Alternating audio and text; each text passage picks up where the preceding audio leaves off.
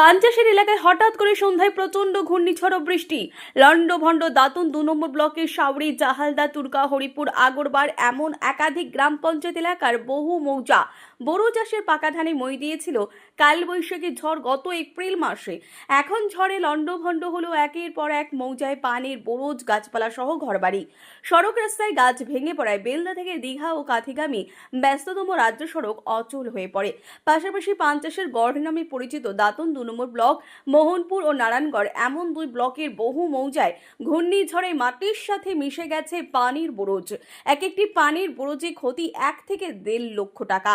গরমের সময় বহু মেহনত ও খরচ করতে হয় পান চাষে এবং দামও ভালো পাওয়ার মুখে। এই সময় এমন ঘূর্ণিঝড়ে পান চাষিদের সর্বশান্ত করে দিল। পান চাষি সংগঠনের জেলা সম্পাদক রামচন্দ্র রাউল এমন ক্ষতির জন্য সরকারিভাবে ক্ষতিপূরণ সহ ঋণ ছাড়ের জন্য দাবি জানিয়েছেন। আগামীকাল প্রতিটি ব্লক দফতরে সেই দাবিপত্র দিয়ে ডেপুটেশন দেওয়া হবে বলে জানানো হয়।